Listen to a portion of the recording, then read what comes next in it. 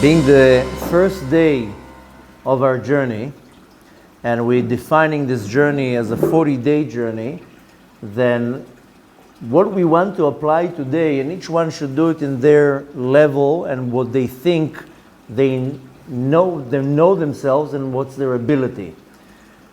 When you do something consecutive for a minimum of 40 days, then you kind of like make a statement in the spiritual realm, and it affects your soul in a very profound way. What I would suggest for each and every one of you, and in your level, you need to know what you can handle, but you are going to make yourself a decision today that for the next 40 days you're taking on yourself 1, 2, 5, 20 certain little acts that you're going to do it for 40 days without even missing one time. And this is going to be in the most highest priority, that these acts that you're going to take, you're not missing one time. So it can be something as short, as simple as saying, every day, Birkat Hamazon. 40 days, I'm not breaking it. Every day, Kriyat Shema Lamita. Not even one day I'm going to miss it. Even if I'm dead tired, I'm not missing it. Saying every day, Tikun HaKlali, Shir HaShirim, Perek Shira. It doesn't matter. You can take one thing, if you know you're going to do it consecutively 40 days, and if you think you can handle 20 things, then you take 20 things. But the whole idea is that whatever you decide to take on yourself, this is the highest priority. And Yehareg Vebal Yavor, that's how you look at it. Yehareg Vebal Yavor is certain sins that the Torah tells us you should give your life over, but not to fail in those sins. Bowing to an idol and many others. So this is the highest severity. Some things the Torah tells you, you can't give your life for that. You do that. Some things the Torah tells you, no, you give your life for not bowing to an idol or doing other things. So we're going to take these little decisions that you're going to take on yourself today, and you're making from Aleph Elul till Yud B'Tishrei, 40 days, doesn't matter what happens.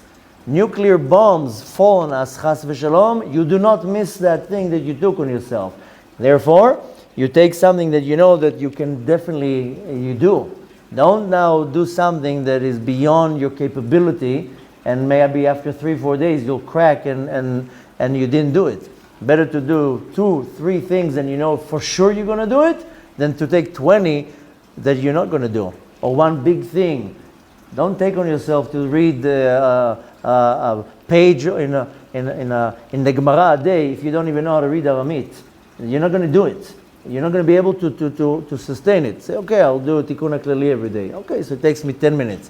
But whatever you take on yourself, this is called a chazakah, that you permeate a certain power in whatever you do, and it doesn't really matter right now if it's Birkat Hamazon, Kriyat Shema Lamita, which are things that anyways you have to do them, but most people kind of get away with it. Most people say, I don't need to wash for bread every day. Birkat and Kriyat Shema Lamita, of course you have to do every day, but many people don't do it. And you want to do something that you know that is important that you really don't do. And if you can handle 5 things, take 5 things. 10 things, 10 things. But taking on yourself a decision or a achlata or a certain act, and you're doing it on Rosh Chodesh, specifically Rosh Chodesh Elul, that it gives you even more power to do it. But you have to be locked in your mind that doesn't matter what happens, that has to be done and cannot be missed. If you're taking on yourself to read every day Perek Shira, do it in the morning. That you know that if you're getting late to something, it still get done. Don't wait for it to 7 o'clock at night. You took on yourself to say Birkat Hamazon every day, do it in breakfast, not dinner. Because dinner you might get tired and you might not be hungry and you're not going to do it. But the point is that you know, I don't know if you know how to say it in English, in Hebrew, when you build a tent, you take these little daggers, how do you call it? Stakes, and you put it in the ground and you bang it into the ground, and that holds the entire tent. So that's what you need to do today. You take a few stakes and you're saying, I'm going to bang it into the ground, but that's holding the entire structure now till we take it apart. The point, of course, is never to take it apart. You take on yourself and you run with it. But specifically, you have to be locked on the target. Doesn't matter what it is. And of course, make yourself a challenge. Don't say, okay, I'm going to say Shakol Ni'al Bidvaro once a day. I mean, do something with a little bit of effort here. So, I would recommend to do at least 5 to 10 acts that will require from you half an hour a day of attention, and something that will require also some, besides discipline, a little bit of effort. So definitely I would recommend things along the line of Birkat Hamazon every day, for sure. Kriyat Shema Lamita, no doubt. Perek Shira, or Tikun HaKlali, or Nishmat Kol Chai, whatever it is, but there are certain texts that you need to read for that, that you're saying, okay, like we started reading today, the Baal Shem Tov Tehillim, 3 a day. Okay, what's 3 Tehillim a day? I can tell you from experience that most people start with it. By the time they get to the middle of Elul, they already lost count. They forgot, because it's only 3 Tehillim. But how long does it take you to read 3 chapters of Tehillim? 5 minutes. So you took on yourself, we all read the 3 Tehillim of today. This is another thing. You lock it. That's it. I'm not missing it. Because a lot of people say, okay, if I'll miss today, tomorrow I'll do 6. Today you do 3, and you do it in the morning, not in the afternoon or in the evening. So you'll say, oh, I forgot. I'll do it the next day. And don't be easy on yourself by saying, okay, I'll miss it today, tomorrow I'll do twice. You have to be very disciplined.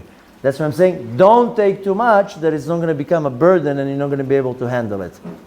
But sit with yourself. It has to be today. So you have it in the 40 days, in Aleph Elul. Sit with yourself, negotiate a little bit, think what is something that you can handle, that will be a little bit of more of a regular effort. Definitely put some discipline into it, and that will be a goal that you're saying, okay, 40 days, that thing I'm not doing now. If you can take on yourself some serious things, that would be a much better thing to do. But that's what I'm saying, every person in their level. Some people, they have a certain a desire or a certain inclination or a certain weakness, and you want to put that to the test. So say, okay, 40 days now, I'm not doing that thing. Whatever it is. We talked about different options yesterday. It can be a different addiction to something. Yesterday, the examples we gave would be gambling or pornography or whatever it is. And you say, no, this is 40 days like cement.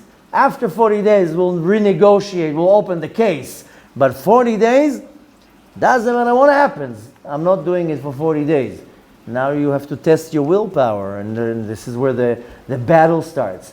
The reason why you want to do that, because you need to start working the battle muscle, because we're like old people when it comes to battling my desires and my inclination. I need to get in shape. You need to know how to use the fighting muscle, the spiritual fighting muscle, to fight the Yetzer Hara, because the Yetzer Hara, he knows to come from here, from here, from here. He knows how to give you 3-4 days of quiet, then he's going to come full power. So it's like you take now a 60-year-old man that is in bad shape, put him in a gym, he can't move anything. He needs 2 or 3 months to get in shape. We need to get in shape, how to fight the Yetzer Hara. He comes from here, you need to have an answer from here. He comes from here with some tricky way, you need to have some kind of a comeback. And the way to do it is to exercise the muscle of the fighting back. One of the ways of doing it is when you take 3, 4, 5, 10 things and you're doing it like it's your vitamin. I don't want to say your pills because I don't take pills and I don't support taking any type of pills. But nevertheless, some people, unfortunately, they sick, whatever, they take their pills every day. They're not going to miss the pill. Why? Because it's depending to their health already. So same thing here. That should be your spiritual pill, your spiritual medicine that you say, I can't miss it. It's going to be a disaster if I don't take my medicine today. But when you do that, and you do 5, 10, 20 things like this in your day, you're starting to work the muscle, the spiritual muscle of you doing something consecutive. And when the Yetzer Hara is going to come and tell you you're tired, you don't have to. It's already psychologically, you know how to fight the small battle. Once you get to the big battle, you already have some type of tools. Therefore, you want to do 10, 15 acts, these acts a day, and you'll see that it will become more of a routine. And when the Yetzer Hara knows that you have a strong routine, he doesn't come and bothers you because he knows he's not going to be able to.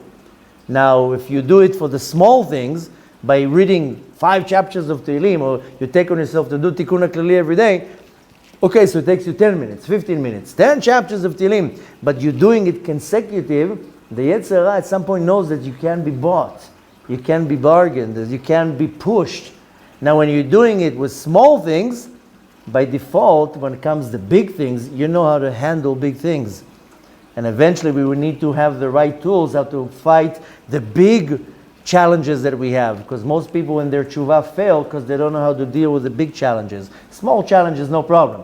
But there's no tools to deal with the big challenges. The way to deal with the big challenges is first to get it under your skin, into your system, how to deal with small things. And yes, to read every day Tikun HaKlali, consecutive every day, that's a challenge. You'll run with it a week or two, but then something will take off and you'll be busy and you get distracted and you miss one day. The second that you miss one day, that's it, the chain is broken. It's kind of like in Sfirat HaOmer. Most people don't finish the Sfirat HaOmer. A fraction of people finish Sfirat HaOmer. Why? Because they had Yetzer knew how to push them off the track for one day, that's it, you missed it. So it's the same thing here. So we need to start working the muscle of doing something and many things consecutive. You don't miss it. It's your daily thing, and yarek v'bal yavor. This is the most important thing. And you make sure you do it first thing you can. First thing in the morning. Get rid of it. Don't keep it to the evening that the Yetzer Hara is going to come and tell you, you did enough today. Start working on the small things. Eventually you'll see that the big things are easier to deal with. Needless to say that you are taking these stakes and you're banging them into the ground so strong that it's going to be almost impossible at some point to take them out. Then your structure is strong. It's much easier to grow higher and higher when your foundation is nailed down to the ground.